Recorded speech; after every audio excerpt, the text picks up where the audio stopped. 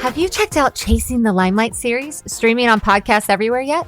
Because if you haven't, I'm Ashley Seal, and I would love for you to join me and special guest Rusty Joyner as we take you behind the scenes while we're filming to experience the highs, the lows, and everything we learn along the way. So no matter your dream, I truly hope that this podcast inspires you to go for it.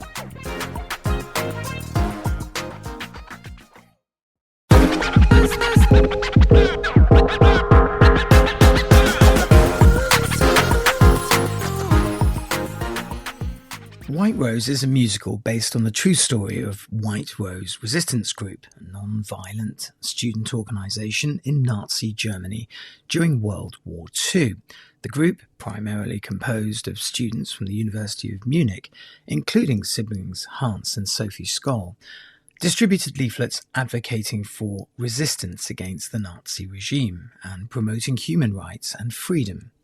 The musical explores themes of courage, morality, and the power of dissent in the face of oppression. It delves into the personal struggles of the characters, their motivations for standing up against tyranny, and the risks that they faced. The musical and lyrics often reflect the emotional weight of their actions, highlighting both the hope and despair of their situation. Through its narrative and songs, White Rose aims to inspire audiences by portraying the resilience of the human spirit and the importance of speaking out against injustice, making it a poignant reminder of the impact that individuals can have in challenging oppressive systems. Brian Belding is a notable figure for his work in the theatre, particularly in the realm of musical theatre.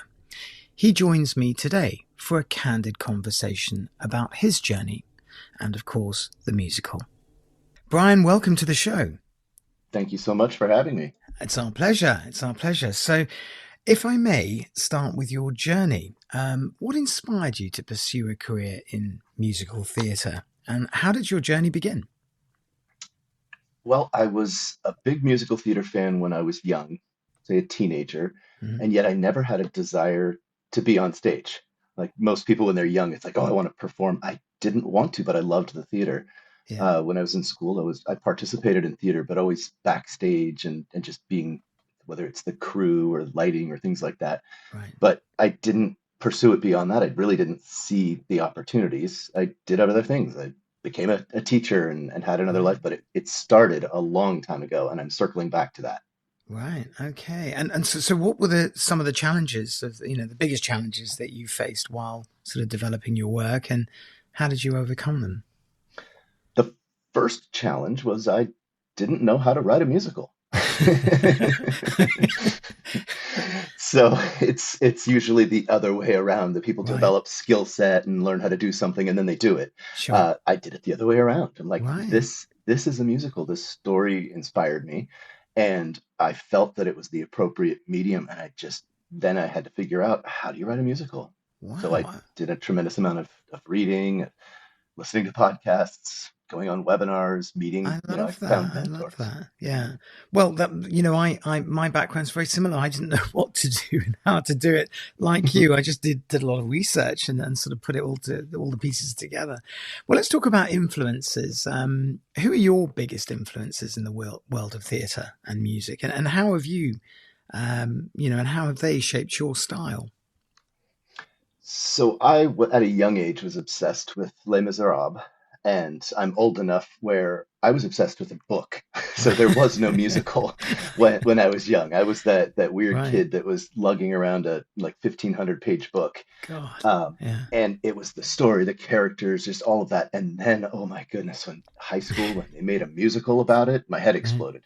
Wow. And so there's you can't separate Les Mis from my origin story. Yeah. So it was very formative. But in a more contemporary time, shows like Come From Away, things that tackle heavy subjects that a lot of times people that aren't familiar with musicals, they hear about the subject and I'm like, wait, a musical? That doesn't seem appropriate. And it's like, oh no, it's not Annie. Don't get me wrong, I love Annie, but this is something that is going to pull at your emotions and make you feel and think.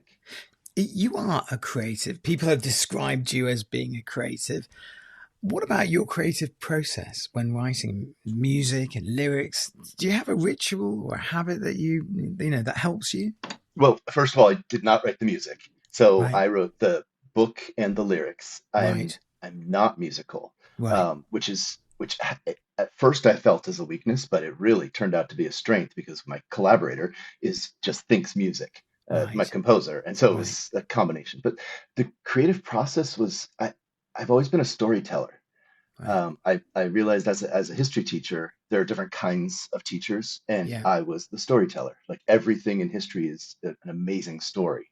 yeah, And so crafting it in such a way that you've got characters, you've got conflict, you've got rising action, falling action, and obstacles to overcome and decisions to make. And people make wrong decisions and they yeah, can turn back and change. And so to me, it was just an extension of telling a story yeah. and doing it in a different format.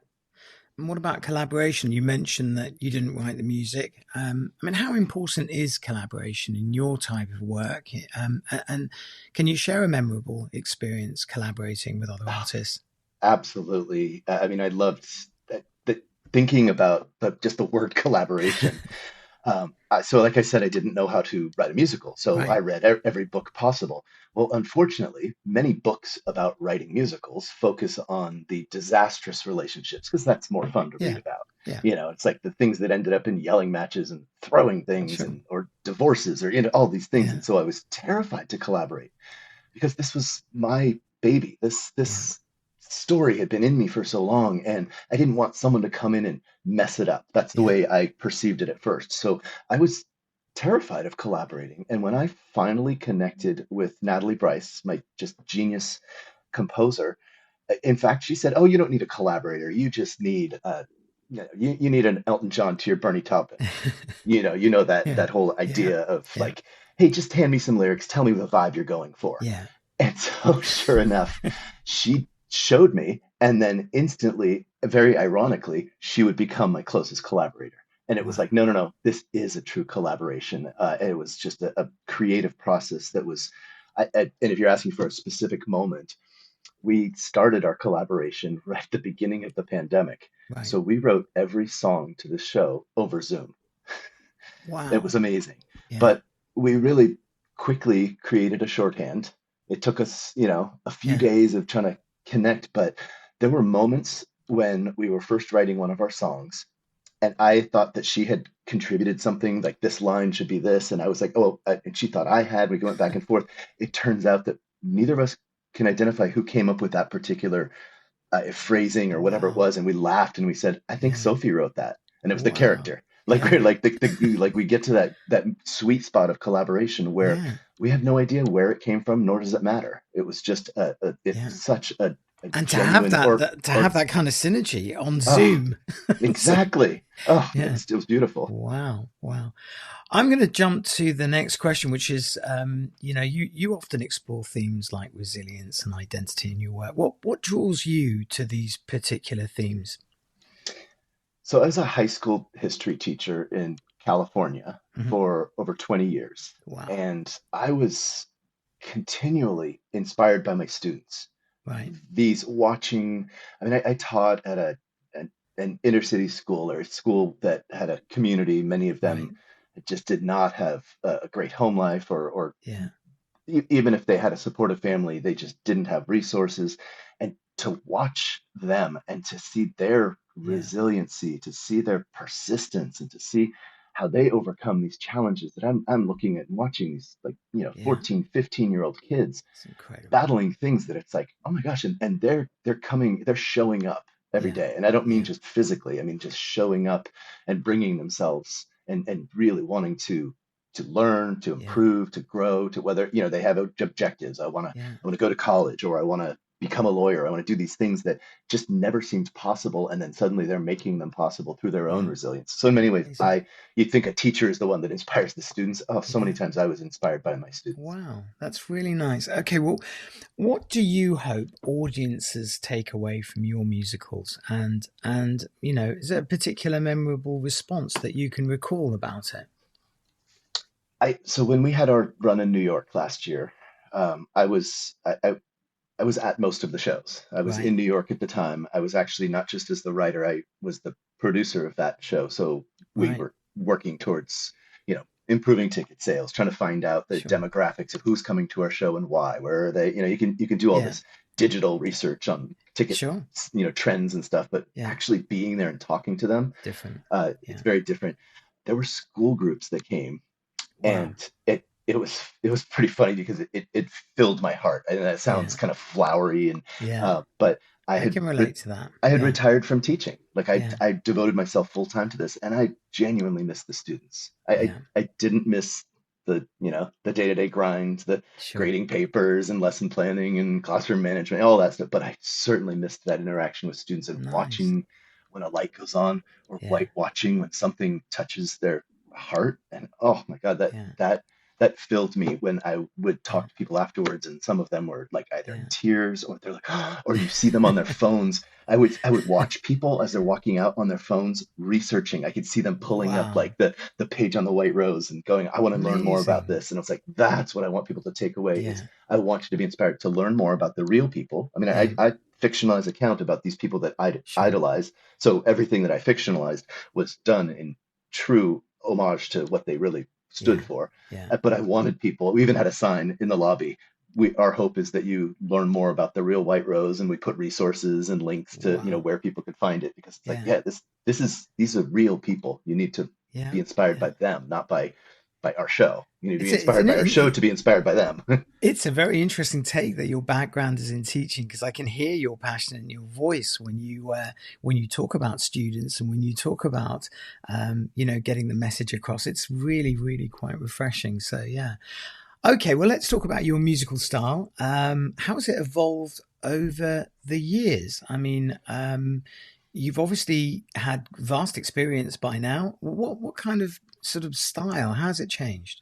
I would say that evolution, some of it I can attribute to my collaborator, Right. Natalie Bryce. She comes at this with a much more rock pop sensibility, Hmm. very much a Spring Awakening, American Idiot, Green Day vibe. So Right. driving guitar, drum. Yeah. She's much younger, and I have much more of a traditional background. Like I said, Les Yeah. Miserables, so something that's got a big, full traditional Yeah. musical sound. But I've also, more contemporary shows that are a little bit more stripped down, or a little bit more focused on the singers and the lyrics, as opposed to Right. this like soaring big huge orchestra. What if it's just, three or four instruments, and Yeah. they're telling the story, and they are part of the storytelling.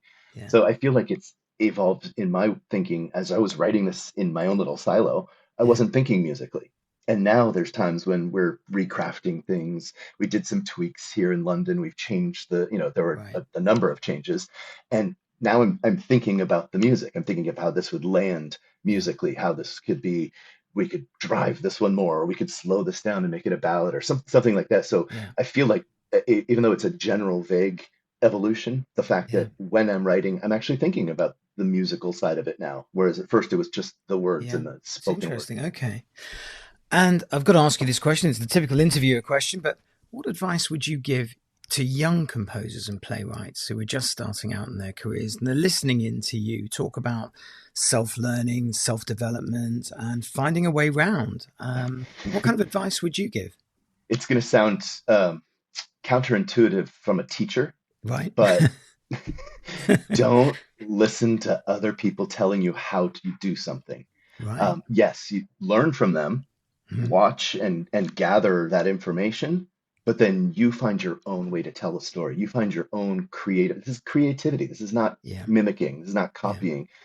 So collect all that, watch and listen to everything you possibly can, absorb so much information, but then don't let that tell you what to do. Let it inform what you want. So it's just a part of the creative process that sometimes, I find Mhm. myself going, oh, is this going to be commercial enough? Oh, should I change this? And I was like, no, create. Leave that to the producers later on when they Yeah. say, we should do this. I'm like, all right, we'll compromise. But Yeah. when you're creating, don't say, oh, I should do this. Forget the Right. should. What do Right. you want to create, and create it? That's how we have great art. It's people not mimicking, not looking at other people, but creating something that comes from their heart and their soul. Interesting. Okay. Well, what about a memorable moment from a production that stands out to you personally, and why was it significant? Well, I had an elderly woman come up to me after one of the shows in New York, and she approached me and she saw that I was talking to someone, and she's like, "Are you attached to the show?" And I said, "Oh, yes, Wow. yes, I am." And so we started talking.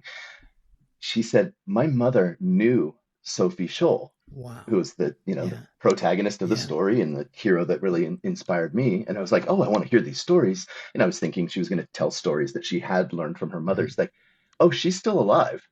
She's Wow. 101, Oh my and God.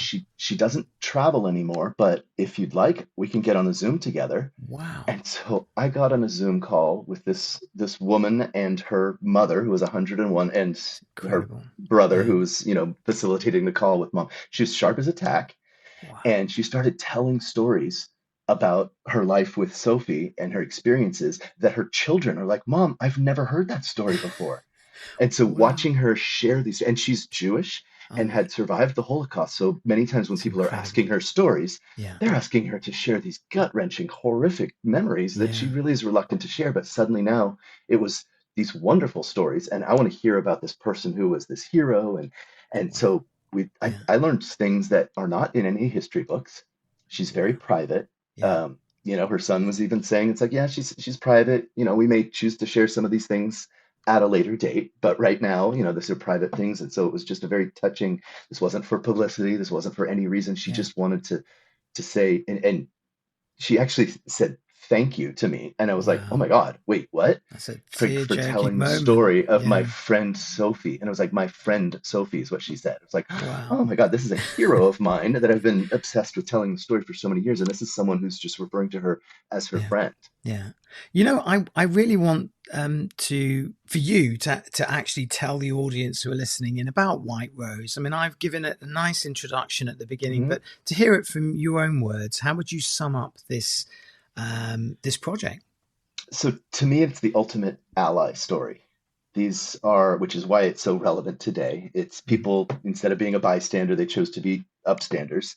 So Right. they were German Mhm. students, university students in Nazi Germany. They Wow. weren't Jewish, they weren't Mhm. Russians or Poles, or they were not, they were actually the, according to Nazi ideology and Mhm. racial things, that these were the ideal children. And they were the ones who saw through all these lies and decided to secretly meet, write leaflets that exposed the truth.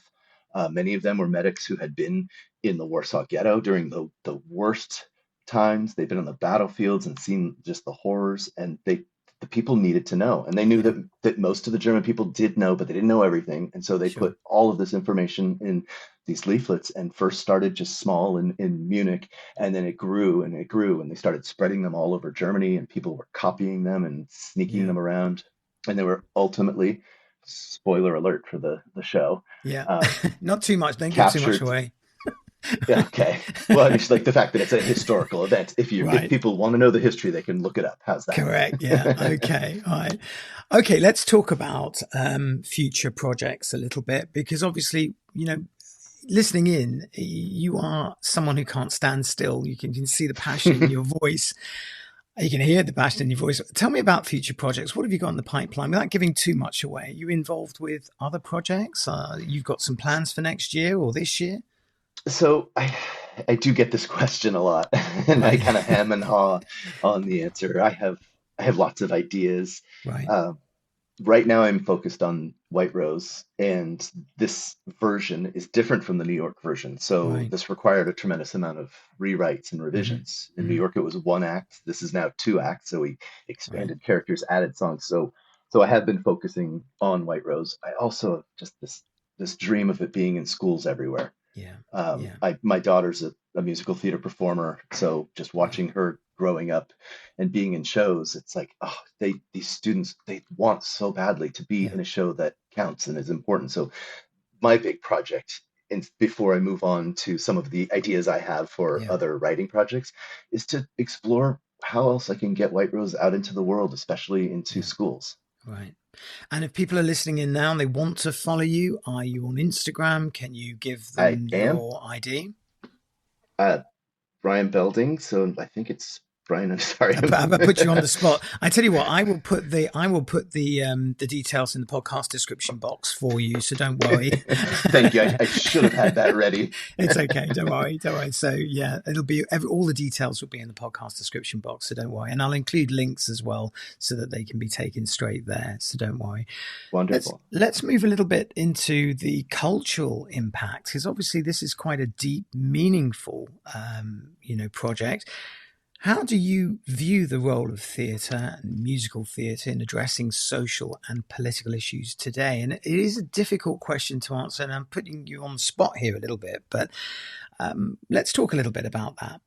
Oh, no, I love the question because that shows an appreciation for how important art is. It is not, it's not just a passing like, oh, that was nice. And sure, theater can be that. It can be a diversion, it can be fun, it can be entertaining, and yet it can also be massively life-changing. There are people that can go see a piece of theater and it touches them, it moves them, it motivates them, it inspires them to either do something or to learn something or to maybe look at the world or relationships in a different way.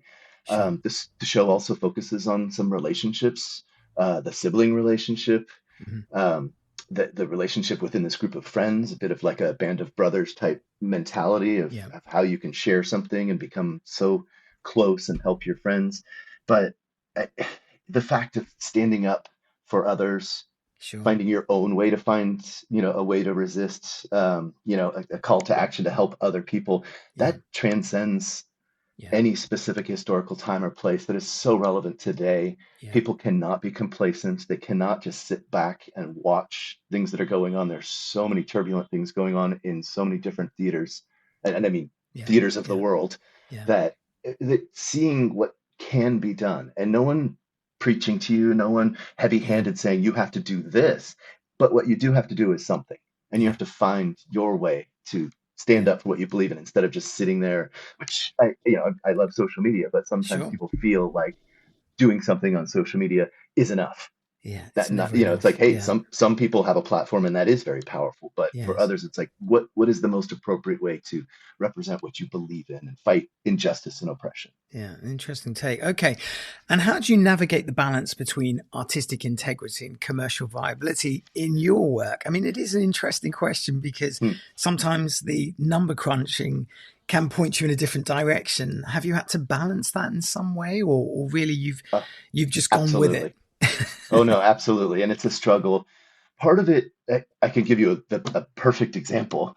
Our cast of characters, the main White Rose members, there's one of the main White Rose members who is missing from our show. I took a lot of his story and created it and pushed it into others. So in fact, the existing characters are composites. So they're a little bit of this character, a little bit of this. So it's not as distinct that it's this person, this person, this person. And there were a couple of other characters and choices that we had to make in the story and kind of shaving things away from a budgetary point of view.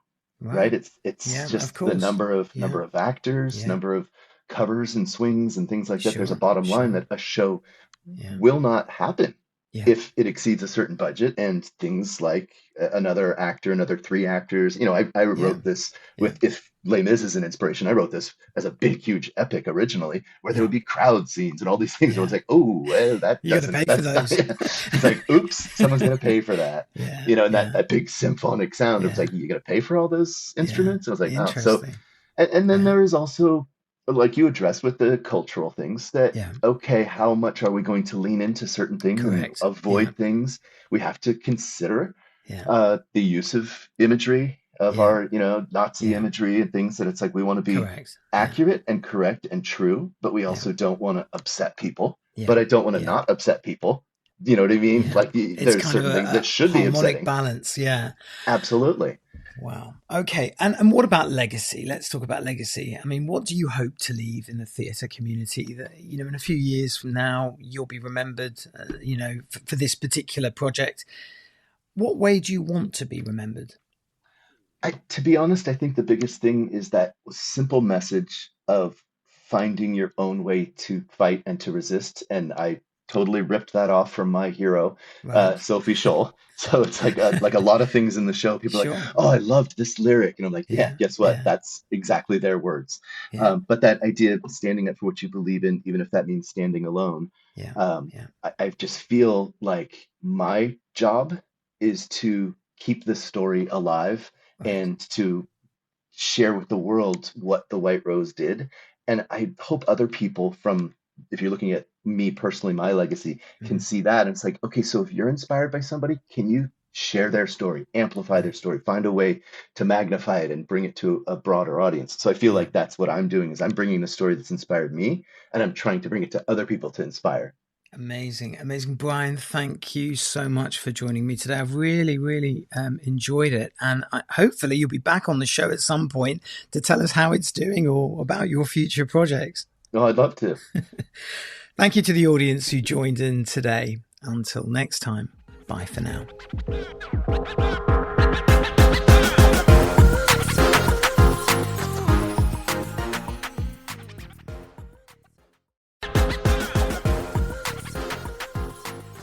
Hey there, I'm Helen King, a brand new singer-songwriter playing the London indie rock music scene. Listen to my personal story on Networking Magazine podcast. From being a music lover from a young age to releasing my own debut album, Look Back No More, out now. 10 tracks of anthemic, melodic, emotive indie rock. You can get a behind-the-scenes glimpse of how it felt to launch my debut album at the iconic London venue The Water Rats on the 11th of February 2025. Look Back No More by Helen King's out now on all major streaming platforms.